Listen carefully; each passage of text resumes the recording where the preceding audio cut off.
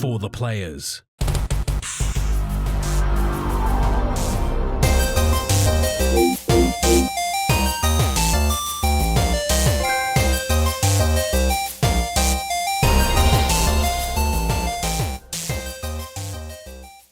I'm Ryan Betson. I'm Max Cooper. And this is For the Players, the PopCulturists PlayStation Podcast. Over 50 years of playing PlayStation and like 10 plus years in our games meeting combined. I'd like to thank you for joining us in this PlayStation conversation. This PlayStation conversation happens every Tuesday morning at 8 a.m. in podcast services, including Apple Podcasts and Spotify, and 9 a.m. on those YouTubes.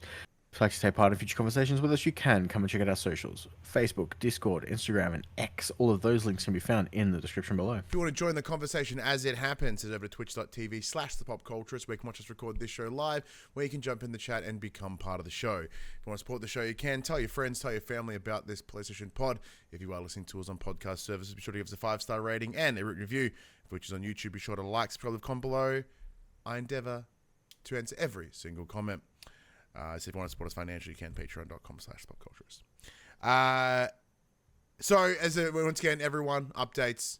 As you know, we discussed this last week. We will now be releasing episodes on Tuesday morning, live recording on a Monday night over on Twitch for 2025. It just makes more sense with our life and how our weekends have changed over the 300 and something episodes that we've done this show. I would have loved to have kept it on the same Monday like forever, but we ended up moving them a bunch anyway, and I don't see my weekends quieting down anytime soon, and I imagine you're the same. So, you know, how are you finding like that transition though, Max? You feeling it? Well, I mean, it never really bothered me too much because Sunday nights are work night for me, Monday nights are work night for me. My schedule is pretty much the same.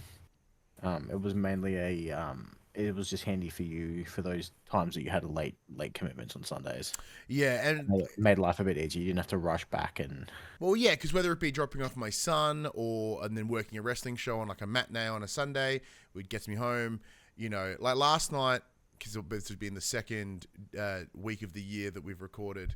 I did enjoy a really chill as Sunday last night. It was awesome, and like it actually felt like I relaxed at the end of my weekend, which is really, really cool. So there is certainly some improvements to the transition to the Monday. But saying that though, because I've spent so long, like what, 5 years, 6 years, being so used to it all going down on a Sunday, it does throw my week. I'm like, oh, I've got to record tonight. Wait, but it's Monday, and like because that's normally the indicator of my week ending rather than starting. So getting into that mindset is a whole new thing. But Max, you faced some challenges this week. I did. Your headphones died, and you work overnights by yourself as a cleaner, and that vacuum and shit is way too loud, but your headphones shit themselves. Yeah. And you were then forced to go into a time machine. I was forced to use this. For those not watching the video, I'm holding up my iPod Classic from when I was like 14. How many gigabits is this bad boy? Oh, this is the 160. Oh, the big bastard like is mine. Mine's downstairs in the garage, like with my gym setup, so I can't put mine up. So how has that been for you? Well, here is some of the juicy songs from my top 25 most played songs. I'm pretty sure my number one is Good Life by Kanye with T-Pain. I think Blue Blooded by Hilltop Hoods is up there. Yeah, my number one song is Reptiles theme song by Skrillex from Mortal Kombat. Okay. Number two. Followed closely by 9 in the Afternoon by Panic at the Disco. Okay, that's a good tune. Most definitely not one of Panic's best songs, but okay.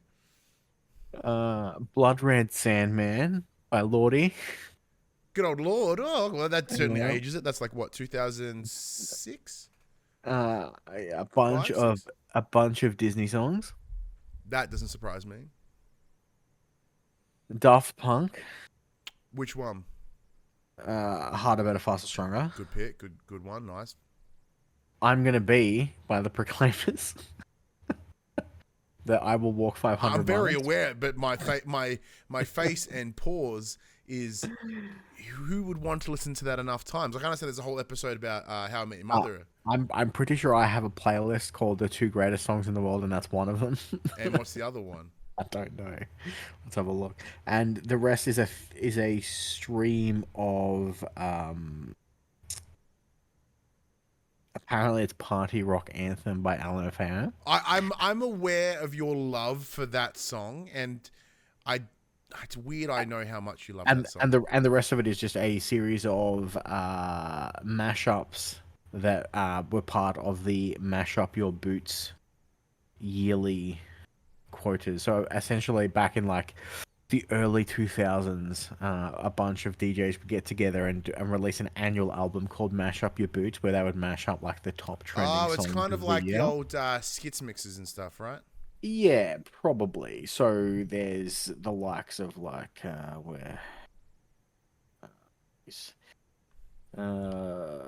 we've got the Pulp Fiction theme song mixed with something else. We've got Whistle World, Jump on the Fifth, so Jump and Beethoven's Fifth Symphony. What do you mean, Jump by like Van Halen? No, that's a different song. Jump, like Pointer Sisters. All right. We've got Hit and Drop on All the Single Ladies. Okay. Well, Single Ladies, that came out like 2008. Billie Jean on the Storm. Oh, it did come out in 2008. Well, on a good note, that means your iPod is not as old as you once envisioned. No. Because you said it was about 14. At 2008, you would have been 18. Yeah. Because I was in my first year of uni at that point, and you're a year younger than me. Yeah. So there's a lot of just absolute... Oh, don't get me wrong. My iPod doesn't get updated past 2011, so like it's a joy. At one point, one of the playlists I was listening to has every single version of the Hymn of the Faith from Final Fantasy X.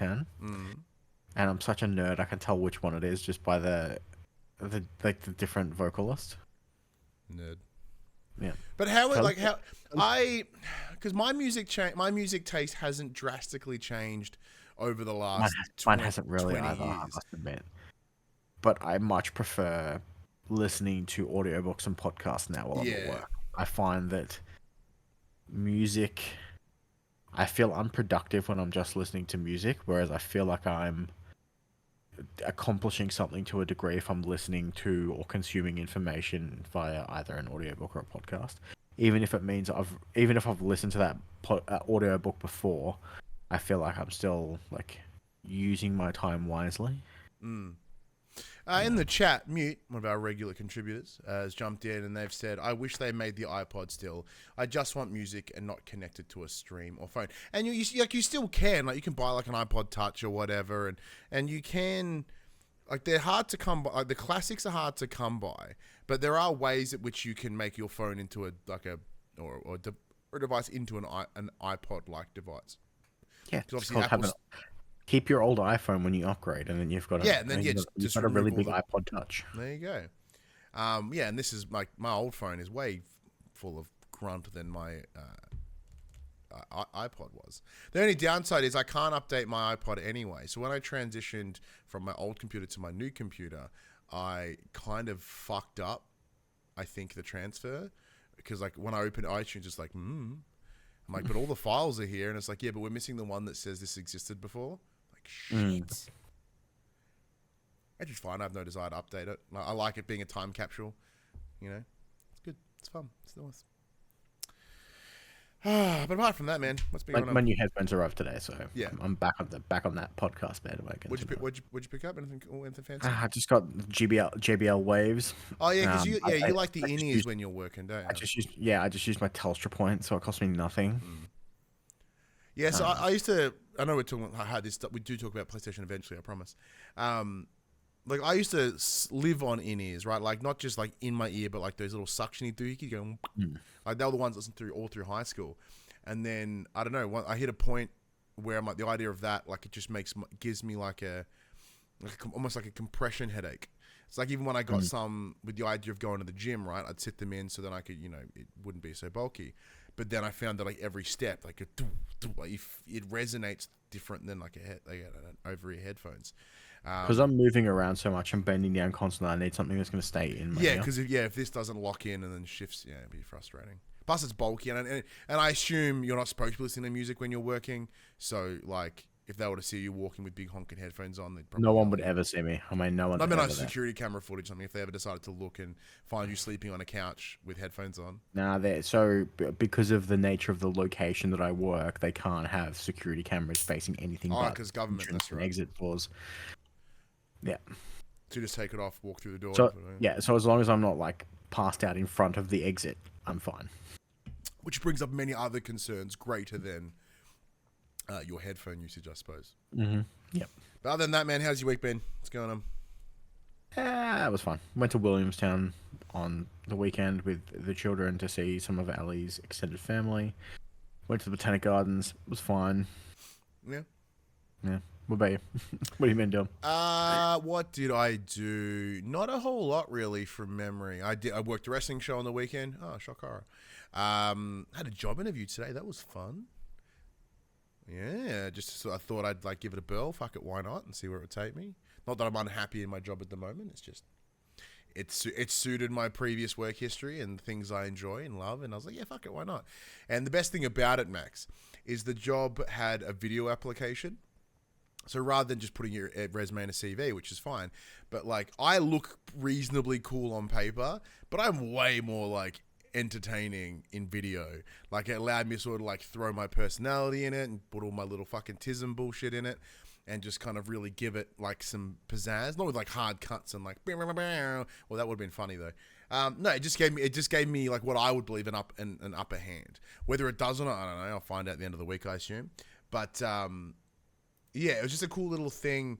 And I know that it's used in some places, they'll do like, or, video applications, but I don't know, first one I've ever done it for, and I'm fucking grateful. Because the second I pull up a video and it's got this in the background. Did you not have to do one for EA? What, a video interview? Yeah, Ali did a video application for EA. You gotta remember, when I worked at Energy Australia, I worked there 10 years before she did, 6-7 years before she did, or however many years. Like, in a post-COVID world, it makes sense. But yeah, I was like early days. But it was cool. I enjoyed it. It was fun. And yeah, when second I boot up any phone call or video and people see this behind me, they go, "Oh," I'm like, "Yes."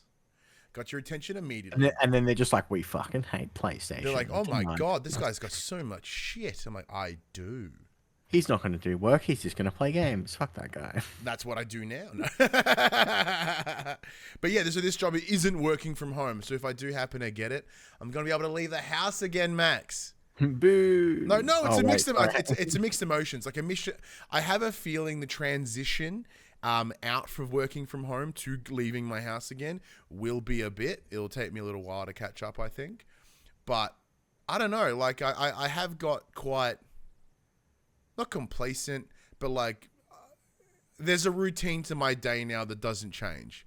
Because I wake up and I fuck around and then I come downstairs and I sit at this desk and I edit videos and then I'll go make a video and whatever. And then I go, oh, it's 5 o'clock. And then I'll just play a game at my desk. I won't even leave my desk. And, so like, and then I'm like, oh, well, I guess I'm done for the day. And then I just walk to the other end of the house. Or I'll go down to the gym, which I didn't do today. I got a bit of a headache, so I wasn't fucking feeling it. But it's also hot as balls. So hopefully tomorrow it chills out and I'm able to get back into the game. But, yeah. Oh, we're going to leave the house. I'm intrigued. I'm excited. Should be good. But yes, it will absolutely impact my ability to play games during the day, which I do commonly on my lunch break. But what about you, Max? What have you been playing this week? The same 2 games as last week, actually.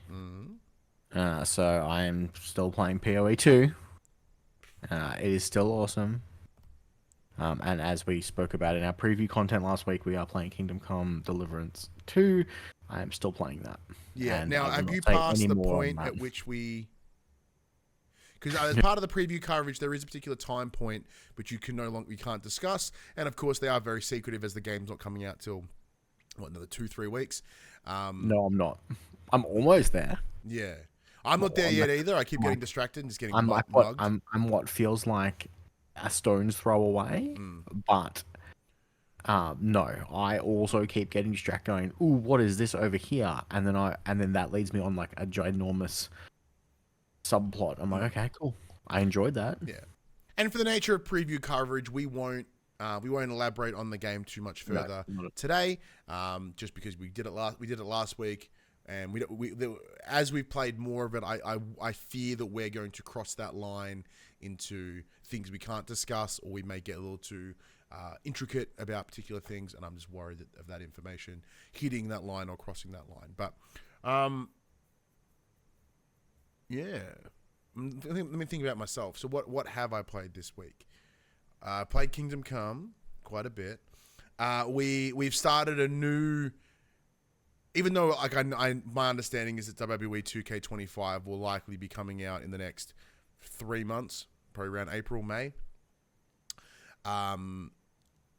We did start up a new GM mode again in recent weeks. It was one of the staples of our 2023. 2024 we did quite a bit, but with WWE 2K24 they did change the GM mode a little bit in some ways that we enjoyed, but also in some ways that we disliked. So it didn't like jump on us and grab us as much last year. So knowing that 2025 is around the corner, we thought let's get back into it. So we created a new run with myself, my partner Phoebe, and my good friend Craig, and we're running it again. But we've kind of altered it so that it's more in line with how we played in 23. So we got a new belt because obviously, we picked belts. I know, Max, you give no shit, so I'm going to tell you anyway. No, sorry, I got distracted. No, just in general. I'm just acknowledging that you don't care about wrestling belts. No, I enjoy the way you guys interact and play with the GM mode. I think it's cool. I think it is quite fascinating. But no, I got totally thrown off because apparently, spoilers, EB Games is having another sale. Oh, yeah? And they're having like one of those tight-ass Tuesday, one-day only sales. Ooh. And they're selling packs of Pokemon cards for fucking $1. So I'm actually, because Hadley's really into playing Pokemon Pocket TCG, I might go in and spend like $5 and buy a few packs. I'll go spend like $20. Is this tomorrow? Yeah, from 10 a.m. They've got like a full box that was like 110. It's like $45. All right, please send me that link when we're finished. Or Phoebe, if you're watching in the other room, please remind me to have a look because that'd be awesome. Not that James needs more cards, but yeah. So the difference is, so previously we had what was considered our world championship, which was the WWE title, and that was myself, Phoebe, Craig, and my former housemate Ange. So that was the world because that was all four of us, and then we had the Intercontinental Championship, which was myself, Phoebe, and Craig, for when we all lived in separate houses, and therefore Intercontinental. That was the idea. So with this year, now that Phoebe and I live together, the Intercontinental is no longer relevant. So instead, we have gone with the Heavyweight Championship, which is the second main title within WWE, and it was the one I could get on Amazon, and I liked it. I wanted to go the Hardcore Championship from back in the day. However, Phoebe was like, it's kind of hideous. I'm like, I know, it's kind of the point. And because we played the most absolutely unhardcore, like the most softcore version of GM mode, in that we neither... Unless our season goals require us to use cards on one another to like fuck each other over, we don't. Like, it's all very collaborative and nice and like, oh, what if you did this and blah, blah, blah, blah, blah. It's fun. But then we do have another setup, another draft, where we can just savage each other if we so need. So it does balance out in the end. But I am glad to have that back, knowing that that we will have the big reveal at the end of the month, or at least I found, especially with 2K24, GM mode and all its details didn't come out until later in the cycle, closer to release date. Where last year 2024 they showed like the campaign, or was it called My Rise, and then some of the other parts as well. Yeah. So knowing that the big reveal is at the end of the month, because what was mentioned on Netflix, I'm very excited. I have reached out to 2K to be like, yo, I'll suck your dick. What do you need? I'll put my mouth on it because I want to, keep doing this. And I grant I've been very lucky over the last X amount of years to still be engaged with 2K, but You know, all my connections have left or got made redundant under that big. Remember when that 2K did their big like, hey, let's do mass layoffs? Yeah, two of the 3 people here got done, which sucks. Yeah, I remember that. But yeah, I'm very excited for that as a big one, and yeah. But other than that, let me have a look at my phone. Let me see. Thank you for sending me the link. Let's see. I have played a little bit more Balatro, but it's just more me getting mad at it, really, if anything. A little bit more Call of Duty as I've jumped in there. I think we discussed this earlier. Like, I did reinstall Fortnite on the PC. I've played a couple of rounds of no build, and I'm enjoying it. Have you played their new game mode? No, I haven't yet. That's the I think CS, you would the enjoy it. Counter-Strike one, yeah? It's basically Counter-Strike, yeah. It's quite good. Oh, I might give that a bell. But yeah, look, with the impending release date of Kingdom Come Deliverance 2, that has been what I've spent the majority of my time with. But as we said, we're going to talk about that later. So instead, let's get into the section we call Inform the Players, where we tell you about what happened this week in PlayStation. Max, what has happened this week in PlayStation? Switch 2 was announced. That's what happened. That is not this week in PlayStation. But it is arguably the biggest news of the week. Oh, absolutely, no doubt. Let's talk about it. So Friday night, I believe it was. Thursday night, Friday night. Sorry, I just noticed that in the chat, because we're talking about games, I misread what Big Shep in the chat said. It's like, game? What's a game? But you game. Oh, the Simpsons reference. Shout out, Big Shep. Was it Friday morning? Thursday morning? One of the mornings at the back end of last week. Yeah, it was the day that things happened. They're like, hey, here it is. And they showed us a Dick Tease trailer of the console, showing all its new bits and bobs and how it like magnetically connects, and it just has pins sticking out the side of a Joy-Con, which seems dangerous. It looked like Mario Kart 9 was being played, and they're like, hey, backwards compatible, but not every game. So I'm assuming stuff like the Labos aren't going to be, because this. I would probably say things like 1-2 Switch that used the infrared. Yeah, I was getting that as well. Any peripheral stuff, like was it that that fitness game where you had to like put it on your thing, or even like the Ring Fit, like any Labo. I think is actually genuinely, and anyone's still fucking using Labo. It hasn't deteriorated because it's cardboard. Yeah, anything that we've got to like slip the thing in the thing, because the first thing you'll notice in the trailer is like bigger screen, bigger Joy-Cons. So it makes sense. And then at the end they're like, hey, more information in April. That is fucked, by the way. Like, I know what we're gonna, like, that is such a long time, and like it's not the release date, it's the date of the direct. Imagine if it was though. Imagine if the direct was like, hey, they're launching tomorrow. That's not going to happen. That'd be suicide. However, I do like it, and I think it was Explosion Network on their show Arcade Couch. They mentioned it in this way, and it does make a lot of sense when you.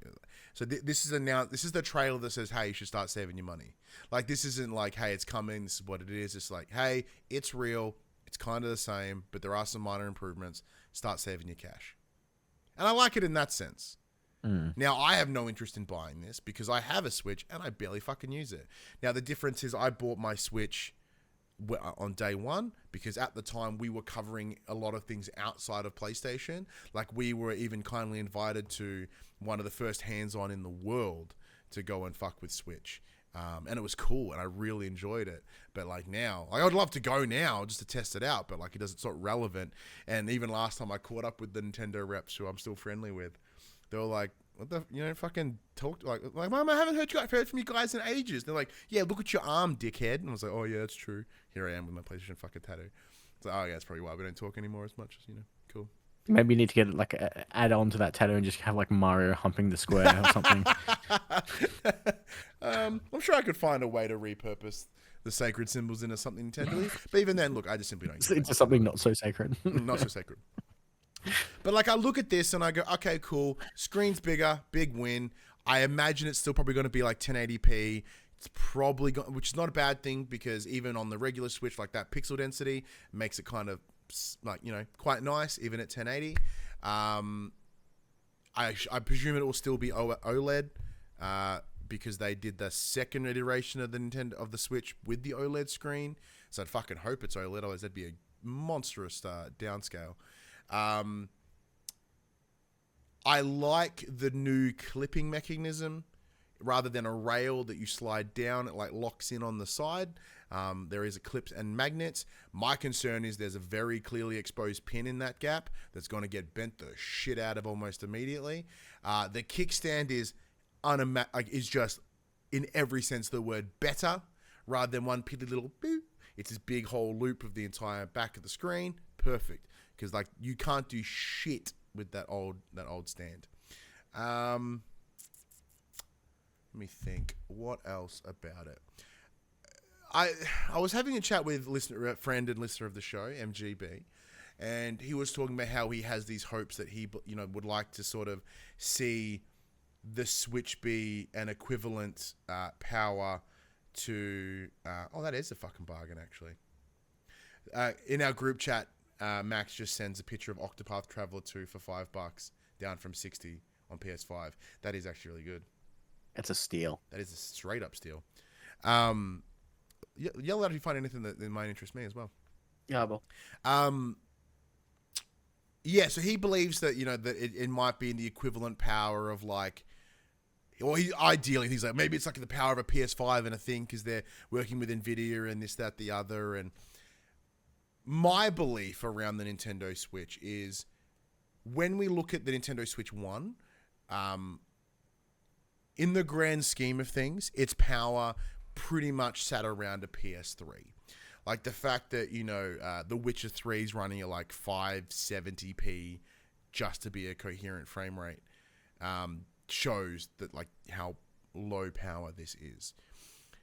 I think if we're lucky, the Nintendo Switch 2 could be the equivalent of a PS4, maybe a PS4 Pro if we're super lucky. But once again, Nintendo have somehow built their branding and their console, even on their whole platform, to not be about power, but to be more about cool experience, which makes sense. But if I remember having this discussion when the original Switch launched, there will come a time where no one can transfer over, no one can port over, I should say, because it just simply can't run it. Like, I know that Civ 7 is coming to the Switch. I'd fucking hope it's the Switch 2, because it's going to be fucking rough on the first. Don't forget it is a turn-based game. Like no, but I mean like from a graphical intensity. Like, look, remember how butchered Mortal Kombat was on Switch? Yeah, I don't think that. Saying that though, Nintendo can, like, they know, because it's their hardware and they know what they're doing. They seem to deliver fucking remarkable experiences. Anything within their first parties. They may not be for me. Like, I'm not a big fan of Zelda. I'm not really a big fan of Mario. I think Mario's pretty done at this point. But they somehow managed to deliver impeccable looking experiences and running experiences. And if that means a new Mario Kart's coming, yeah, that I'm interested in. What about yourself, Max? I did cut you off there. I want one. You want one? I mean, I don't have a Switch anymore, so. Oh, okay, so I was going to say, like, what is enticing you specifically about the idea of getting a Switch? Oh, I can give it to Hadley and get her off my fucking PlayStation so I can use it more often. That's a pretty good reason.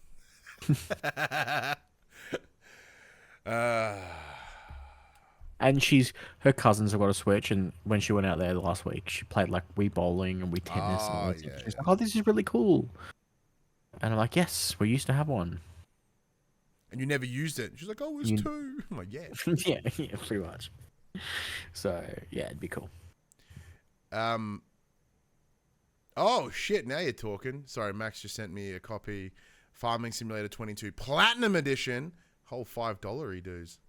Hell yeah, down from 80. Fuck yeah. Oh, should we move on to PlayStation news now that we've talked enough of Nintendo? I think so. Look, I said one of the things we discussed about in the ad, which caught my attention, is that like I did enjoy the jokes because the video was like the Joy-Cons kind of like darting across the table and it was like drifting around. And I was like, it's already announced the stick drift. I'm like, fucking genius.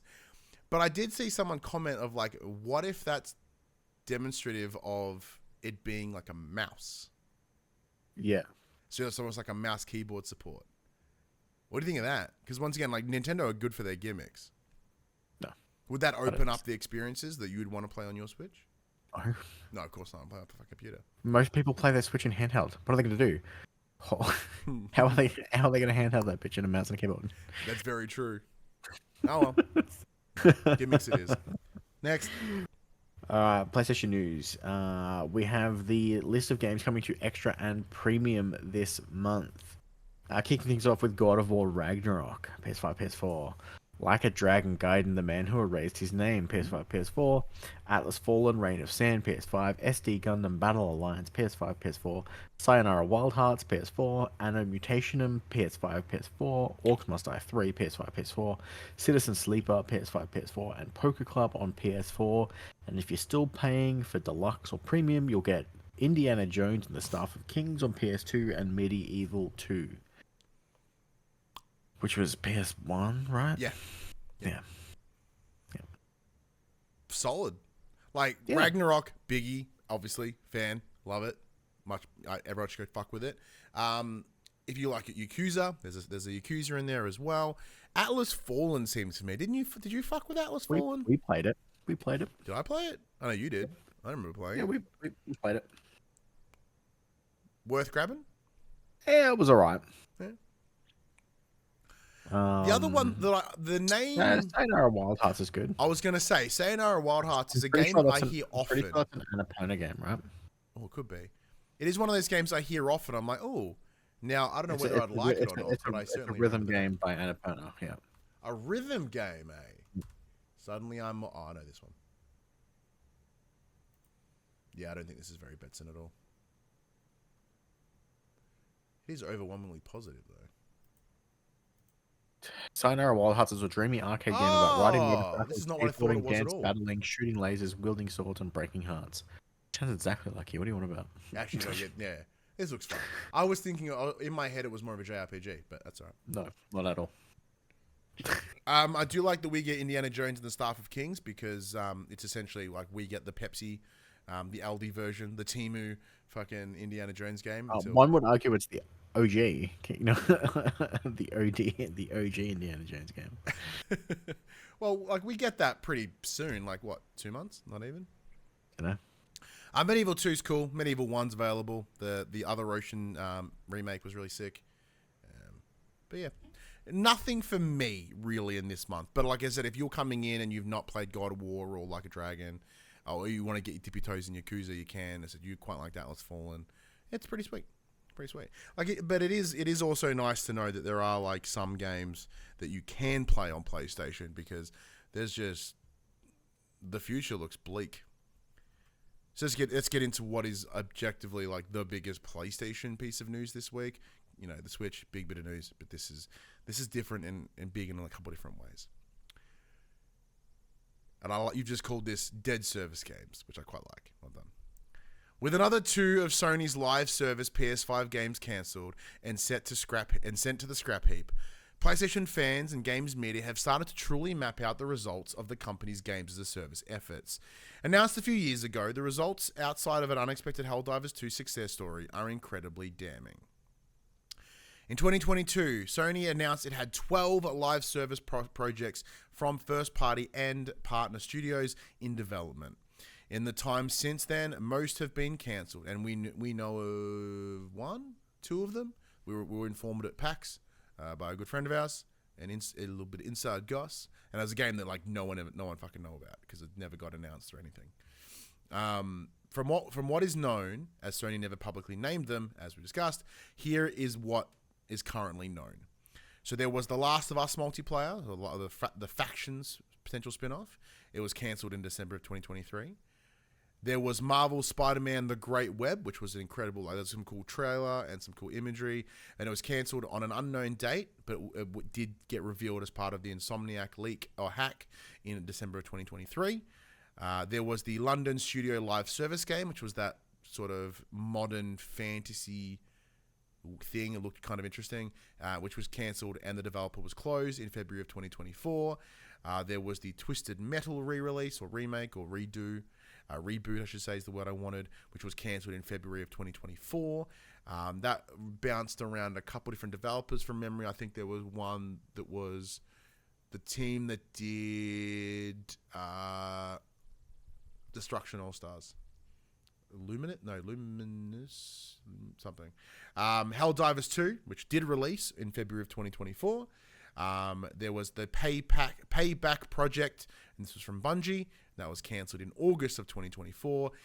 There was Concord, which did release in August of 2024, but then was taken offline in 11 days. There was, as we've come to learn today, this week, there was a live service game from Sony Bend, which were known for Days Gone, Siphon Filter. And then a live service God of War game from Bluepoint. Bluepoint best known for their remakes and remasters, not commonly their original IP and or live service titles. And we do know that in the near future we have Fair Games from Haven, which was announced in May of 2023, but is currently still in production. We have Marathon from Bungie, which was announced in 2023 to State of Play, is also still in production.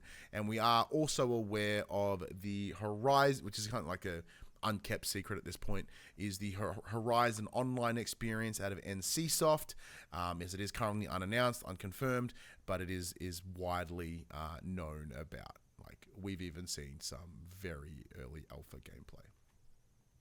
So of the 12 projects, 7 will never even see the light of day. As you mentioned, we know 2 of them.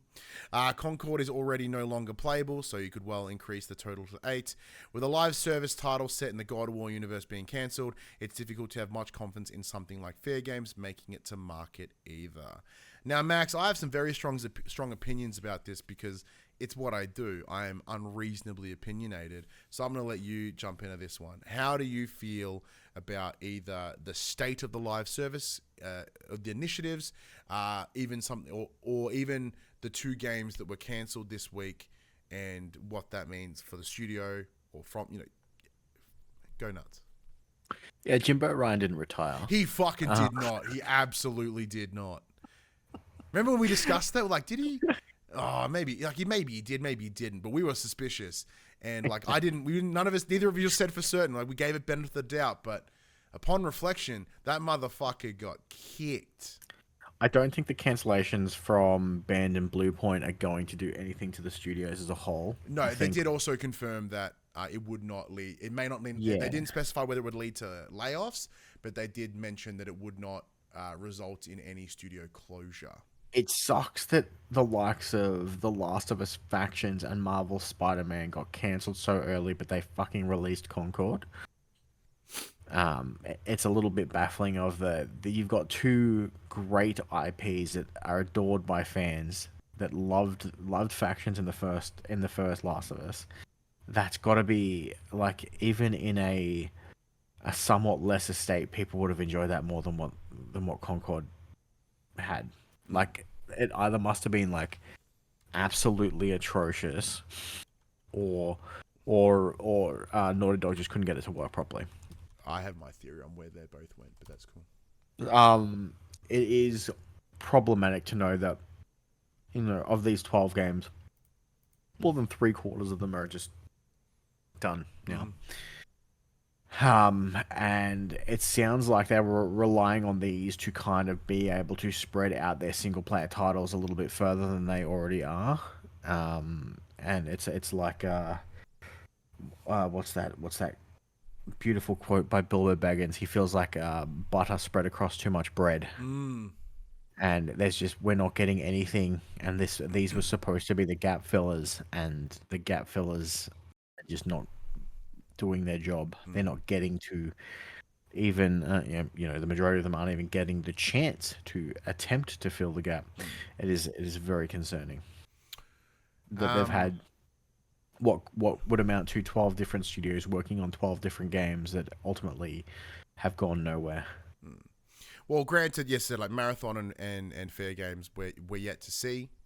There is still potential for them to release, but Max, you may return to your EB Games browsing because I'm about to rant something fucking fierce. No, girl, I'm. You feel me? It's like, no, I'm already on the website. I actually closed it. So there's a couple of different things here that catch my attention. Now, I did also do a big info dump rant at my partner, so I'm probably just going to repeat a lot of the things. I believe that this is, yeah, as I said, demonstrative of the entire problem within the games industry at large. So we had Jim Ryan, an individual who has been with PlayStation for a large window of time. However, not a developer, not a player of games, and we know this by his inability to hold a fucking controller. So the decisions that have made to channel so many of PlayStation's first-party studios into live service games, with what I can only assume and what we're seeing is for the sole reason of financial gain. Now, granted, it is a games industry, it is a games business, it is all about the money, and we are in this predicament and this challenge where art and commerce kind of merge, and it's not always awesome. Before you go too far, yes, we also have the likes of Herman Holst in charge to a degree, and by all accounts, he was campaigning for Concord. He is a developer. He should have known better. No, I'll get to that. I got thoughts on him too. Okay, I'll let you continue ranting then. Once again, we got a suit. Who just want, how can we make more money? What's really hot right now? Live service games. Everyone fucking like that's what we want. And like the failure to comprehend or to even understand the industry at large, that is you pumping out 12 live services, like what you're vying for is not people's wallets. What you're vying for is people's time, and you can't load them with 12 live services. It's simply not possible. We all only have so much time in our day or in our lives to play games, and many of us have games that we are married to. Now, I don't particularly, because I'm full of ADHD and I can't play just one game. But where Max, you have been married to Destiny for the longest time. Right? That was your games as a service. That's what drew you in. That's what kept you around. So no matter whatever you experienced, you did always come back to Destiny. Yeah. Every game... It's about to win me back too. Was it, sorry? It's about to win me back. See? New act drops next month. Yeah. It's going to pull me back in. And by extension, it's going to take a lot for people to give up that time to play something new. That something new better be fucking incredible. And that's where something like Concord failed to deliver. It was generic, it was bland, it was derivative in almost every possible sense. Like, the game was fine, it was functional, it played, and it wasn't horrible, and like it wasn't just this broken hot mess. But it didn't offer anything new to the space. It didn't offer anything brilliant or that would grip you, that would make you want to put all this time into the game, or even spend additional money if it had DLC, or if it cost to enter in the same way that Concord does. I mean, the big problem is they're also just cutting their own lunch by making fucking 12s. Exactly, right? All they're doing is taking all these teams that have expertise in another form of creation in their single-player experiences or whatever, and they're asking them to make something new. In the same way that BioWare, when they switched from what they knew at the time, which was your Dragon Ages, etc., not the new one, and then they introduced Anthem, many people within the development team up and fucking scooted because they didn't want to make that. They were not at BioWare to make a live service game. They're there to make awesome RPGs. And same can be said for like Guerrilla. When Guerrilla transitioned from Killzone into Horizon, there was presumably a loss of talent, as some people were like, no, I'm here to make shooters, I'm sorry, and they fucking scoot. And that's fine. However, all of that feels like it's for nothing, knowing that all these studios have gained this extra knowledge, they've spent all this time to learn how to make a live service game, and it just got scrapped. And I can assure you they're not being replaced with making a new live service game. They are being tasked back to what they used to do. And especially if we look at, once again, examples like Last of Us, Marvel Spider-Man, two studios that are known for making ripper single-player experiences. I imagine, and this was kind of confirmed with Last of Us, Spider-Man, maybe not, but it's like the presumption is there. I think very quickly they realized that we cannot support these games in the long term because we don't have time. We could never make anything else. Everyone, it seems like most suits or people on boards or that are making these larger decisions fail to understand that a live service game is an investment. You better go in with the fucking intention to commit. and do it right. Because if we think to examples like Avengers, that game, like it launched, it was disappointing, it was busted. So they spent the time that they should have been preparing for a DLC, fixing the game. So when the date came for them, when they should have been giving you your first batch of DLC, instead they're releasing patches to fix the game. Anyone that would have hung around to that date had likely already gone, and it just set them, and they just failed for the rest of the time. This would have happened here as well, because Naughty Dog would have, even if they'd made it, put it, released it out, they would have gone, we can't commit to this for the next fucking 6 years, or even as a Bungie with their 10-year plan. Now London was just a shame. I can't speak more about that at all. But looking at Bend, right? Bend Studio, they hadn't made a game from PS2, it was a Logan style Siphon Filter Logan Shadow, until Days Gone. They did do some support work on the Vita or whatever, but Days Gone was their first big fucking console game in 2 generations. The game launched a bit rough, but Days Gone is very, very good. I enjoyed it quite a lot. Now, apparently by some, it was known for quite a while they're working on a live service game. What it makes me think about is, I remember when the news broke that, the 2 major heads at Bend, after working with them since the studio's inception, both left, and both left on pretty bad terms. You can see them on social media now just cracking the shits all over the place, right? I believe that the decision to pivot to a live service game is what made them quit. They lost that talent, and now that they're at a point where they're canceling that fucking game and not even delivering it, it was all in vain. That is disgusting. And all this team who spent a long time working on Days Gone to then start something new, presumably under direction of somebody else, to then not deliver it is insane. And even then, right? Let's go to that next one. The one was also cancelled this week. This God of War game from Bluepoint. Now, Bluepoint did do support work on Ragnarok to assist it heading into its release. However, Bluepoint's expertise is not in new IP. It is not in live service. It is making awesome fucking remakes and remasters. Now, Max, they may have done some original IP back in the day. However, as a studio, they've adapted and changed to really heavily focus on that skill set. When they came on board into PlayStation first party studios, we weren't sitting here discussing, oh my God, they're going to make some incredibly new IP. They are going to then be tasked with either remaking and or remastering incredible old games. They did it with the Uncharted trilogy. They did it with Demon Souls. There is the potential. Would you like to know what they've done? Absolutely. I don't think they've actually done any of their own stuff. So they did the God of War collection. Yep.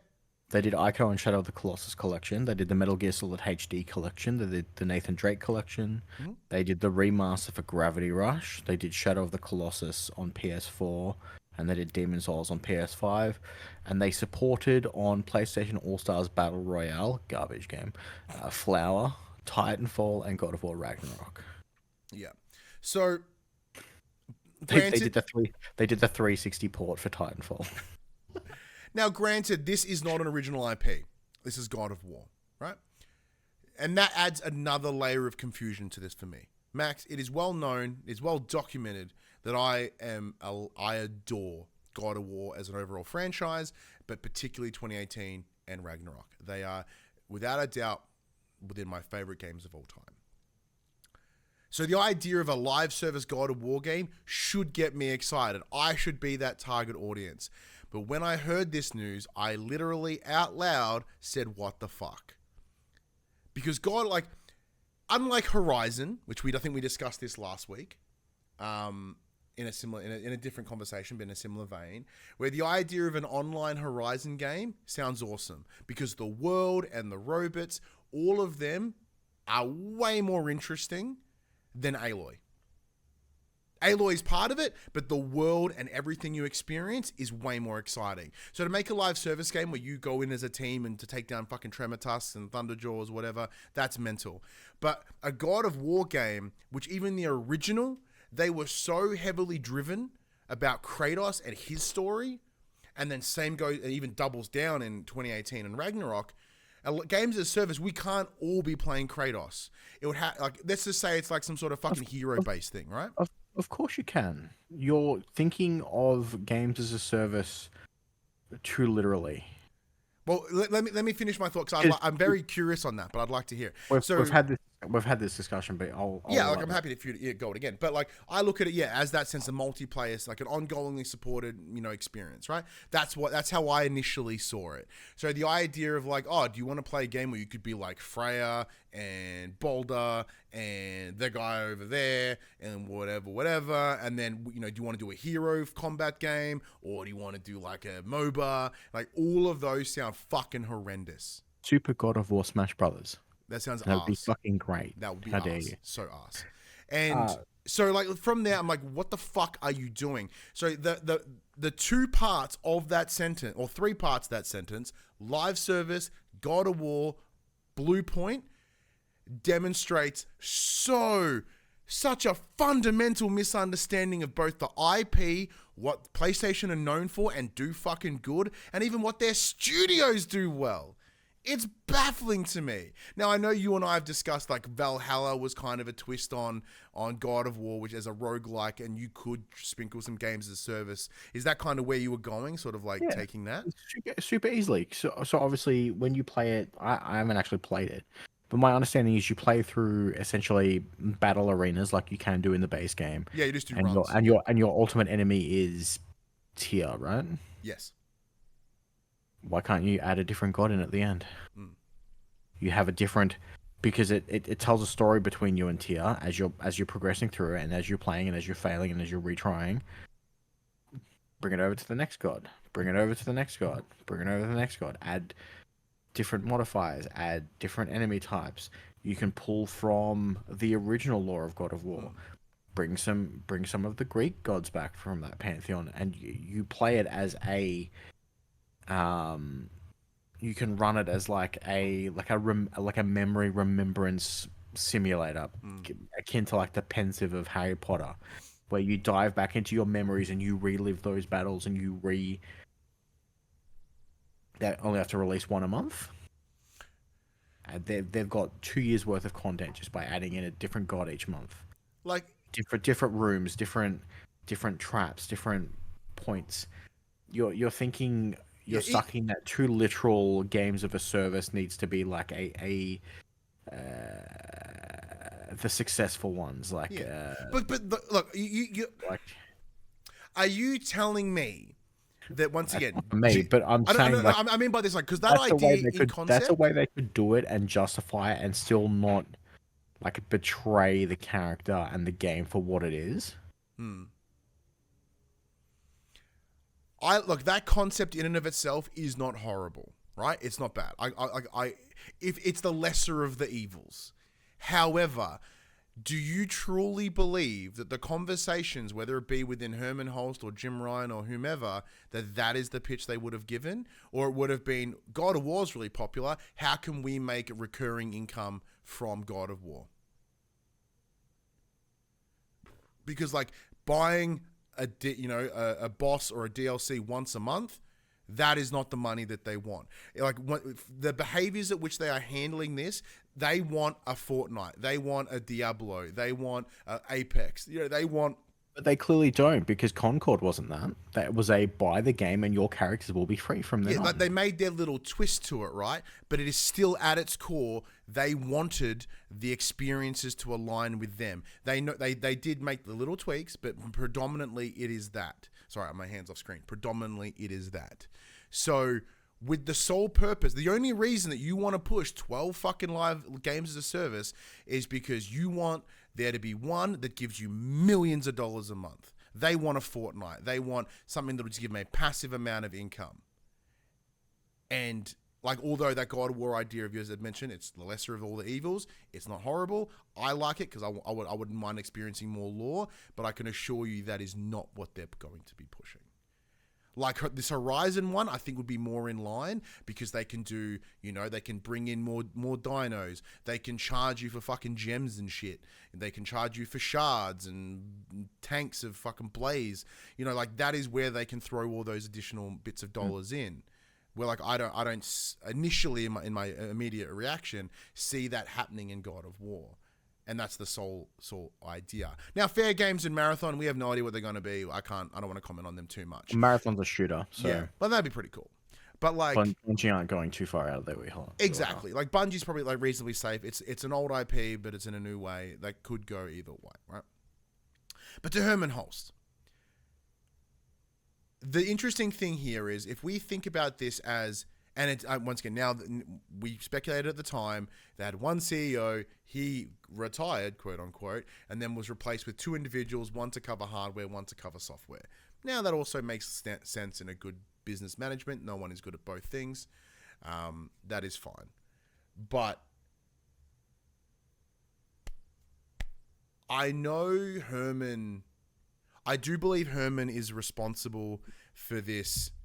I did quite like this analogy. I heard Horizon be referred to as the avatar of video games, as in it makes a stack of money and it's always around, but no one really fucking likes it, or no one really, no one enjoys the Avatar movies.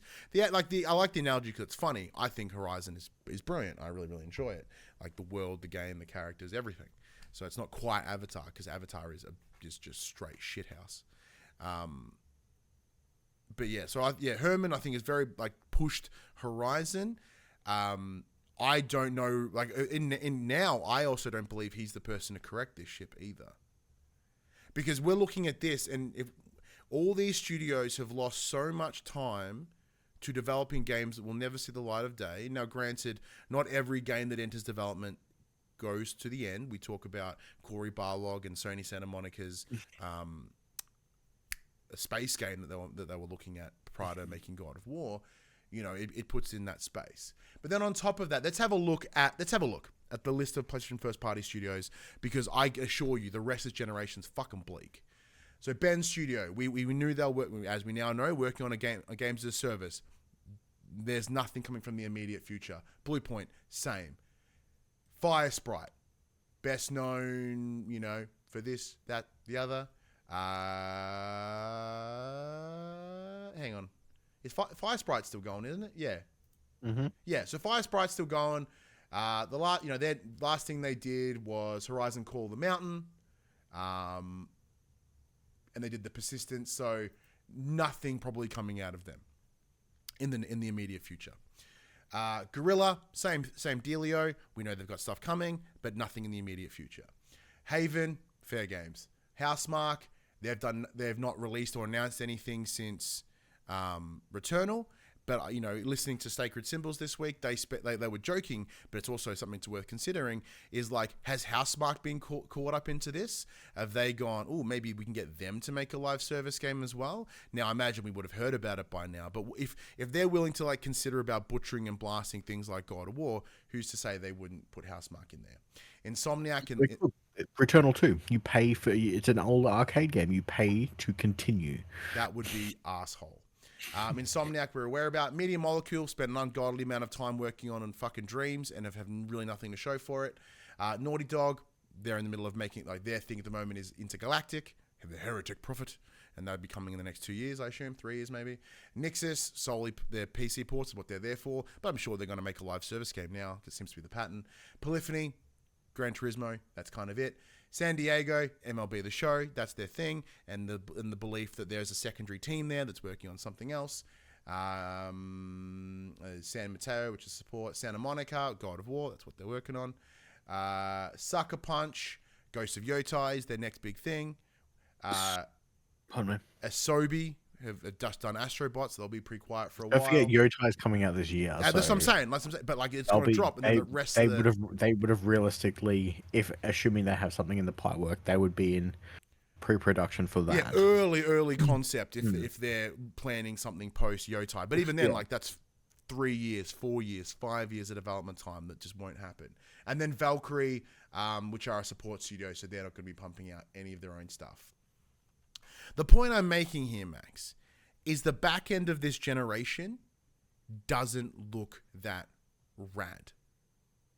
Like, we were always hoping that they were holding on to something. It's because Insomniac blew their load in the first year and released like 30 games. Also, like Wolverine, like Wolverine, who knows what's fucking going on there too. And also, I did blow the load, and that leak really didn't help them. But I'm sitting here looking at this, and I look at this very cynically. I do believe there are some parts of this that are quite dire. I think the mismanagement of all these games and studios is next level. Am I being hyperbolic? And the answer is yes. But like, where do you sit in all of this? Alongside everything I've just said. It's gonna be an interesting next few years. They're gonna have to do something. As the great Shuhei has said in a recent interview, if we want new IPs, we need to have faith in the remasters. Because that's what's going to get us there. The remasters are going to tie us over while they work on the things in the background. Yep. The remasters will earn them enough money to keep paying their staff while they're working on the new things, and we shouldn't be so overly judgmental of our 30 versions of The Last of Us. But, you know. Well. But of course, this then does tie in to our next story. Yeah, so new year, new showcase of rumors, everybody. Sony's next State of Play livestream will take place next month in February, according to the leaker who just correctly suggested that the Nintendo Switch 2 would be announced this week. Responding to a user on Twitter asking about the next possible State of Play showcase, Nate Drake responded with, quote, "How's February sound?" A State of Play taking place in February would not be anything unusual from Sony, as the company has hosted the event in that month for the past 4 years.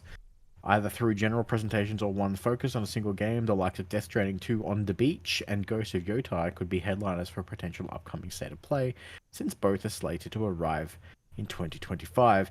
As for the claim itself, Nate Drake has proven over the months to be a reliable member of the industry, with their most famous suggestion today coming true of the Nintendo Switch 2 reveal. Recently, they have also said that the Halo Master Chief Collection will be coming to PlayStation 5 this year. Yeah, and we touched upon that last week. I think that'll be the last thing we ever get, I feel. But I'm willing to be wrong, so I'll play it again.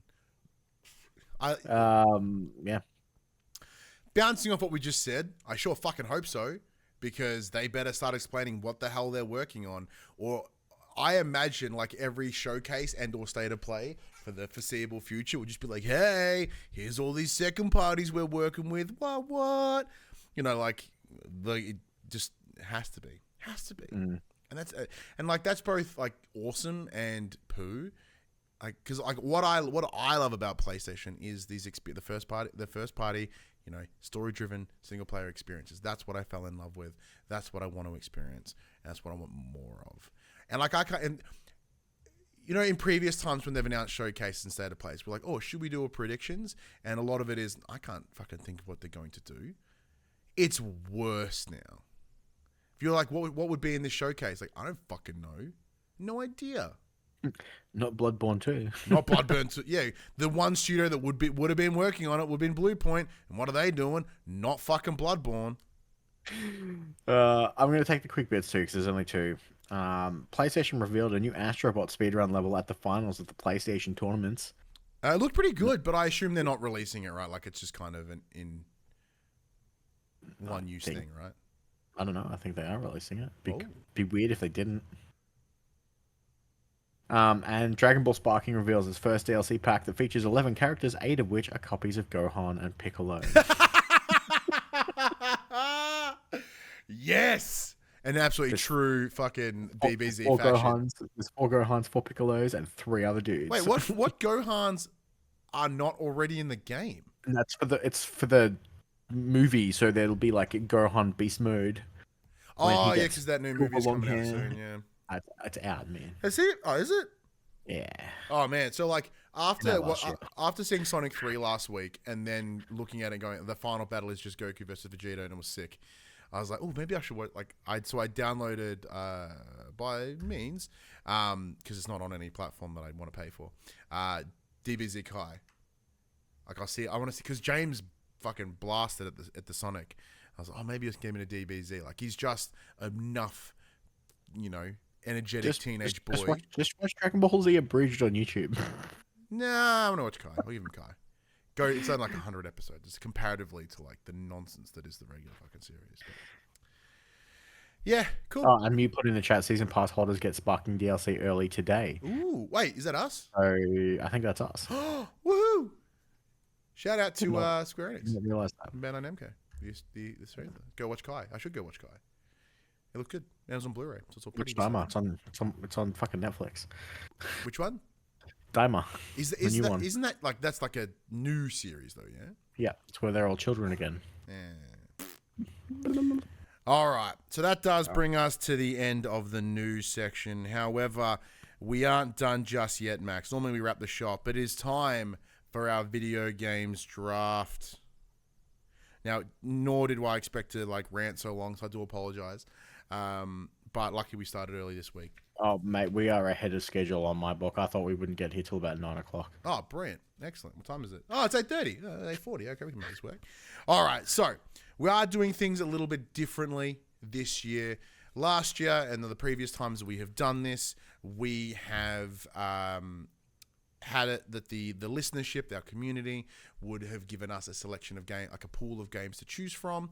However, we've decided this year, like, let's just rip it up and see where it takes us.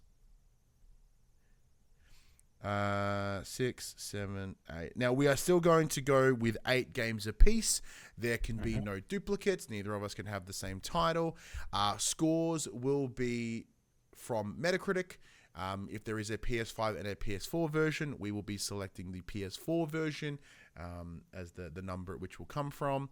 And if it must release within this calendar year, or up until we do our it must release before the last before the last episode of For the Players by the end of the year, we do our wrap up.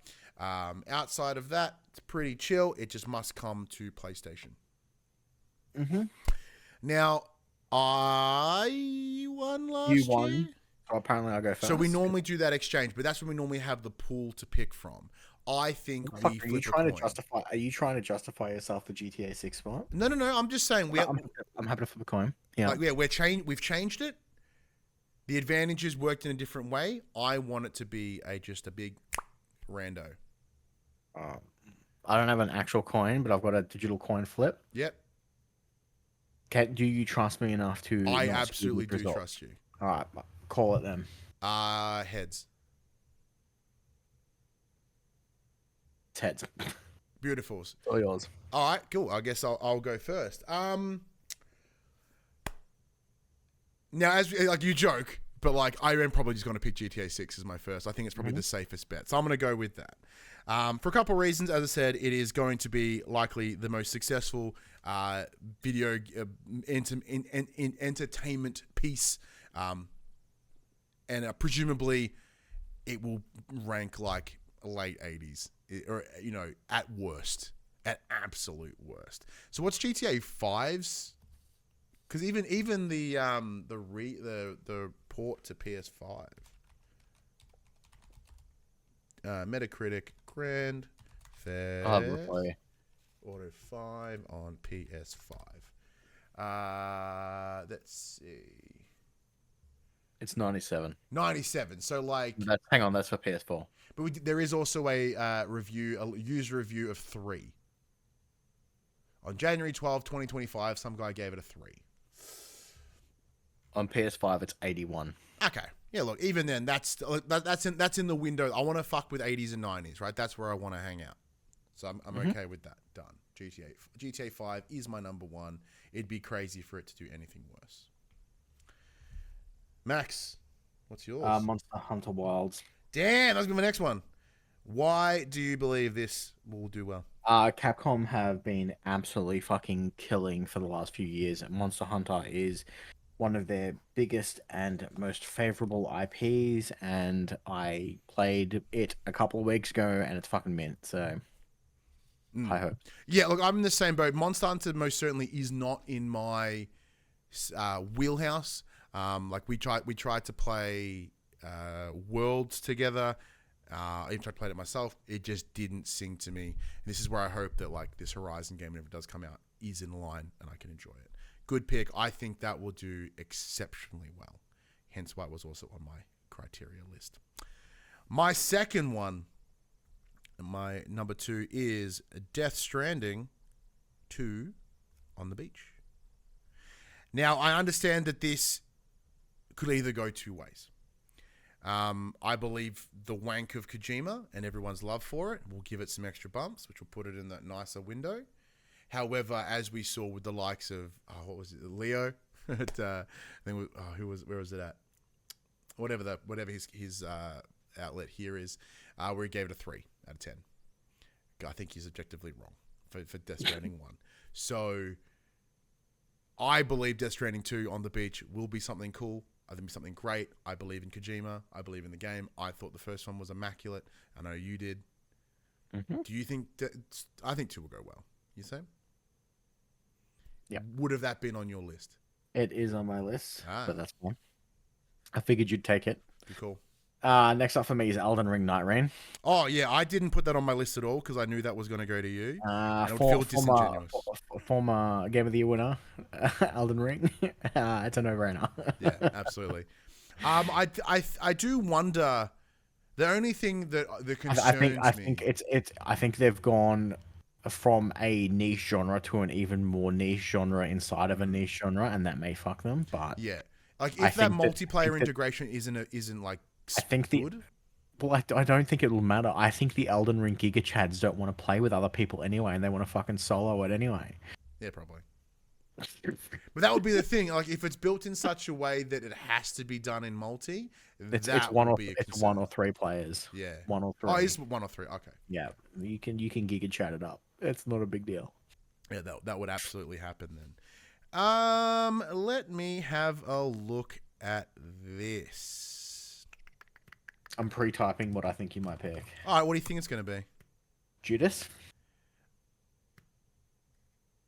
Is that on your list at all? It is on my list, but Not that high up on your list? No, not that high up on my list. Is it on your list? It is on my list. Should I pillage it now? It's also not that high up on my list.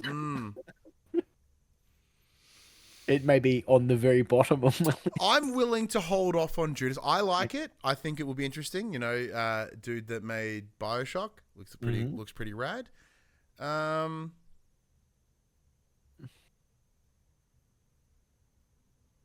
No, I won't grab it on this round. Instead, I will go with Doom Dark Ages. Well, that's not even on my list. Couple of reasons. Doom is sick. I think this looks great. I think this will be awesome. It is coming to PlayStation. So that's all those id part of Bethesda ZeniMax over with Microsoft, but with Ragnarok with 2016 being fantastic, and the sequel being really good too. I hope this is continuing that path. The lack of Mick Gordon makes me sad, and that will bump it down for me personally. But I have faith that they will deliver. Max, number 3. Since we're picking Microsoft games, I'm going to pick Indiana Jones and the Lost Damn it! That was on my list because I'm like, that's a shoo-in. Because like at best case scenario, it's going to match what it got on Xbox, which is like what, 80 something? 89. Yeah. Damn. Well done. Indiana Jones and the Circle Boy. and the Great Circle Jerk. What was your logic? Was your logic that same? It was just a safe pick, and it was very well received on Xbox, so it can only be better on PlayStation. Oh, sick burn. All right, I gotta scratch that off my list. Let's see. Now, my number 4, halfway down the middle.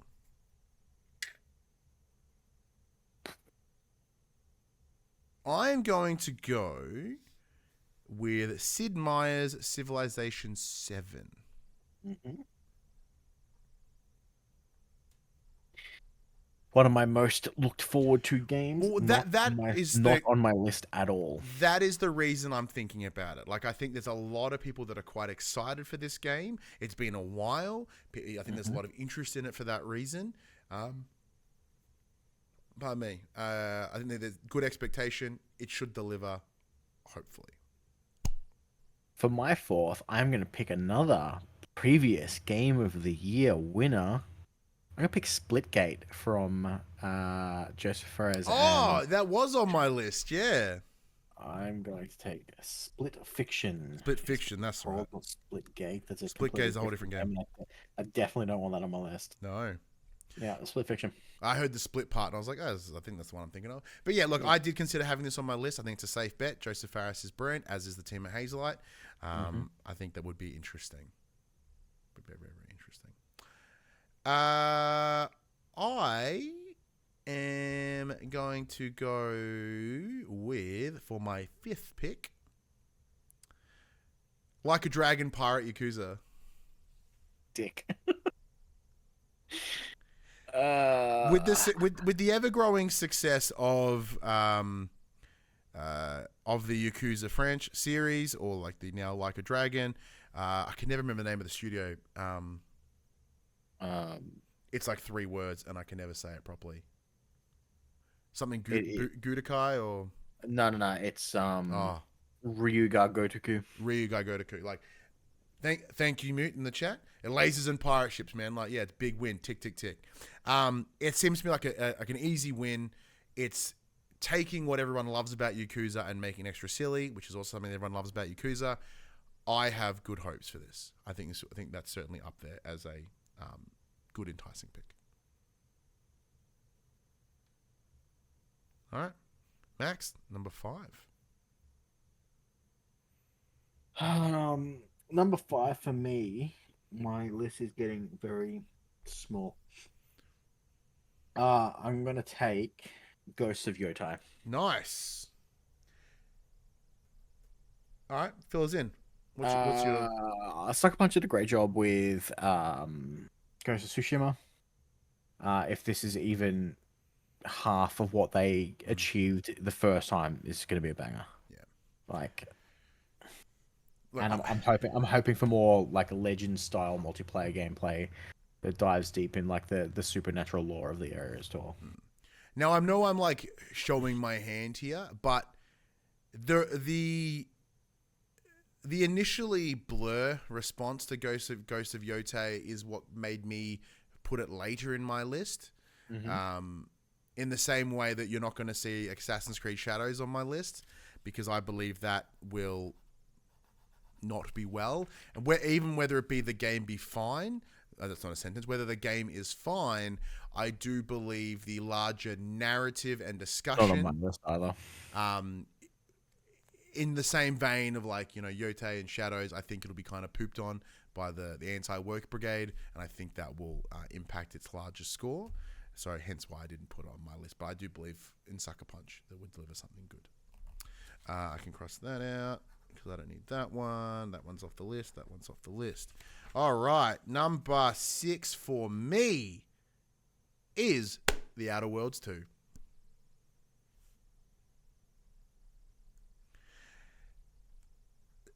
So I know like it's an interesting year for Obsidian. They've got Avowed coming out in a couple of weeks, and then Outer Worlds coming out a little bit later in the year. I love The Outer Worlds. I think it's awesome. Really, really enjoyed it. Looking at that trailer, like they've clearly taken everything from the first and ramped it up into the second. Obviously, we can't use Avowed. It's not coming to PlayStation. But I think that there is a strong likelihood that the game would at least hit 80s. At least. Maybe it's not a 90s, but it's probably a late 80s, maybe early 80s, maybe a late 70s. Max, your number 6? Lost Soul Aside. Oh, man, I didn't even think about that one. Why is that on your list? It is a Max game, therefore it is on Max's list. Now, it doesn't have a solid concrete date in 2025, so hopefully that's a risk. Hopefully it doesn't fuck me, but there's gameplay demos have been shown, which again, not always the safest bet that they're on track, but looks great. I think it'll do well. I think on the back end of, obviously it's different enough, but on the back end of the popularity of Black Myth Wukong last year, I think a lot of those Souls likes are going to get some love this year, and I think this is going to be one of them. I like your thinking. I really, really do. Now, I do kind of want to like fuck around with my last 2 picks a little bit, but I also don't, because, like, Judas is here on my list, and I am interested in it. I do think it would be cool. Is Atomfall on your list? Atomfall is not on my list. Oh. I did look at some of those AA sort of games. I was like, okay, like there is some sort. I do have an indie selection in here. Okay. And I might put that. Actually, I'm going to put that in here now. I think just for the novelty alone, Mouse PI for Hire. Mouse PI for Hire. Okay. So this is the first-person shooter title. It's an independent game by the looks. It's from Playside Studios. By the look, it is. It's from Playside Studios here in Victoria. It is very reminiscent of old school Disney, in that sort of stylized Cuphead sort of feel, but with a first-person perspective. I think the novelty of it alone will at least pique some interest. Whether it'll be brilliant or not, I'm willing to take the risk. So, Max, you're number 7. Okay, so this is my questionable pick. I don't know. So let's discuss it. It released in China in December last year, but hasn't released here yet. It's due out in the fall. Okay. What's so technically it released after we stopped recording. What's the title? It's Where Winds Meet. All right. Well, I'm going to let's direct this to the chat. We're here on Twitch. We've got some people watching. Is there a Metacritic score for it currently? Let me have a look. Doubt it, 'cause it's only available in China.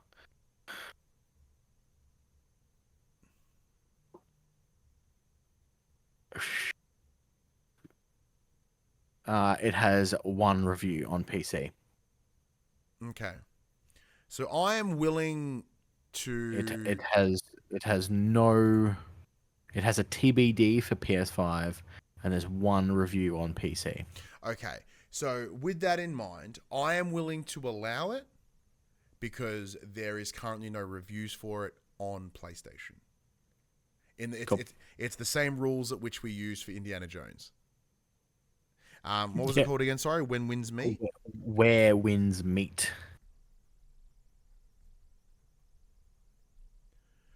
Excellent. Cool. So, now looking at my last couple on my list here, I haven't quite decided where I'm going to go. So the choices I have left that I thought would be interesting was Mafia Old Country. Mm-hmm. I don't remember the other Mafias ranking high, so that was hence why it's staying late. I'm excited for it, but it could be interesting. 2 Point Museum, I think, would be fun. What did 2 Point Hospital and 2 Point Campus get previously?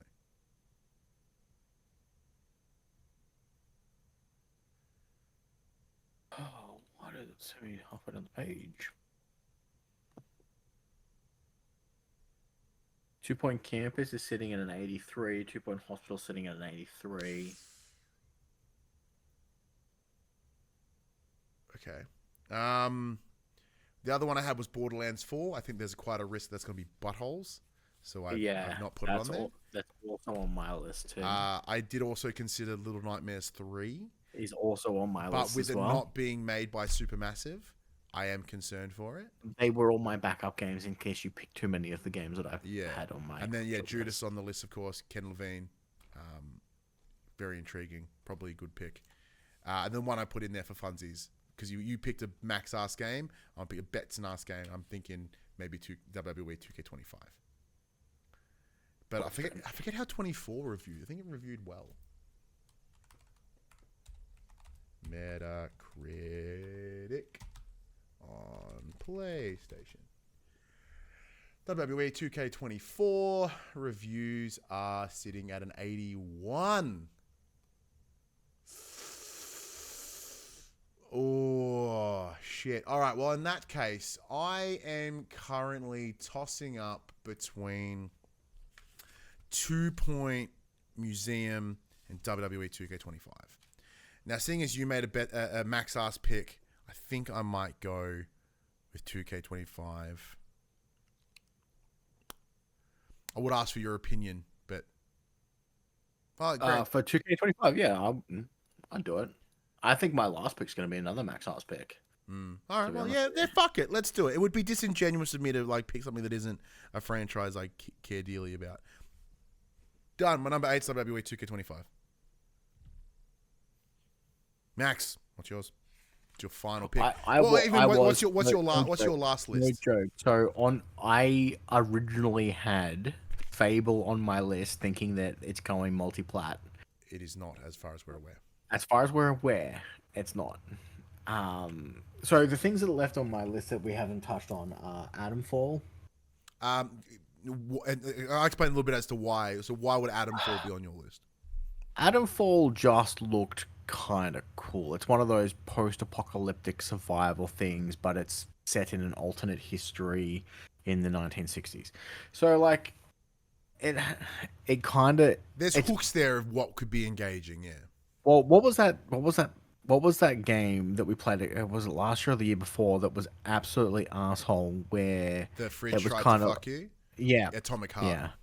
Yeah. So I think this is going to be the winner. That had DLC come out recently. Of what that genre should have been. Yeah. Because they did also. And then obviously there was Little Nightmares on my list because the last two games have been great. This one has a stick for multiplayer, but again, it's not being made by the original people. So that was kind of like... Yeah, same as me, yeah. I also had... What else did I have on my list? I scroll through it. I had Borderlands as well, but I'm not sure how that's going to be received because Borderlands 3 wasn't great. I had Clair Obscur Expedition 33 on my list. Yeah, that one I didn't put on my list, but I was very confident would have been in yours. It is on my list. I'm not sure if I'm gonna. Path of Exile 2 is on my list because it's supposed to be fully released this year, but I think that's like too easy of a pick. The other one is Kingdom Come Deliverance 2 is on my list. Now we mentioned this earlier, we had a side discussion earlier today. Now all these games are, part of the criteria is that like we haven't played them and we haven't played them yet.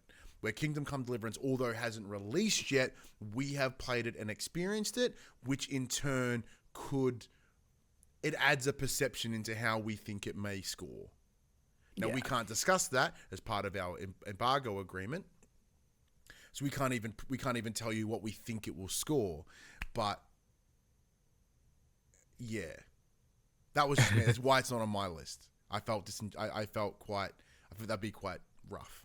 How do we put that on the list? Dynasty Warriors was on my list until I realized it came out before we were recording. Yeah, it absolutely came out like 2 weeks ago. The weekend, not even. It came out 3 days ago. 3 days ago. Holy shit! There you go. The 17th it came out. Yeah, look, so I will, for my last one, I will go with...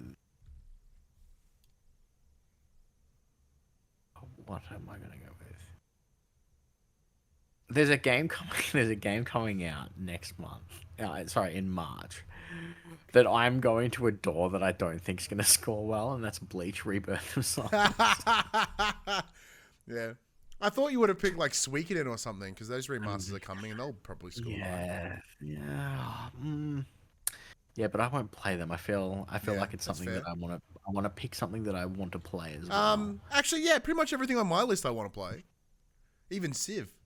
I'll give it a burl. Oh, dude, I'm so excited for Civ. I cannot wait. All right, let's go with... I will pick Dying Light the Beast. Oh, yeah. I did put on this, but I couldn't remember. Which is due out summer this year. So you did NBA 2K this year. Yeah, that is absolutely looking to come this year. I got Bleach for $10 off because Amazon messed up pricing. Nice. Says Mute in the chat. Yeah, look, Dying Light's a good pick. It's kind of like a DLC that got pulled, feels like anyway. Yeah. Dying Light's one of my favorite games of all time. So going back to the original pro tag of the first one, going back to Kyle Crane, awesome. I think it's gonna be right up my alley. Alrighty. So let's go through these lists. I have selected number 1, GTA 5. Number 2, Death Stranding 2 on the beach. Number 3, He selected GTA 6, everybody, not GTA 5. GTA 6. Oh, I only put the 5 because I was talking as we were fucking writing. I only wrote the 5. I just did the V. Even I'm sure it'll get re-released again. GTA 6, I should say. Easy pick, safe pick. Number 2, Death Stranding 2 on the beach. Number 3, Doom the Dark Ages. Number 4, Sid Meier's Civilization 7. Number 5, Like a Dragon Pirate Yakuza.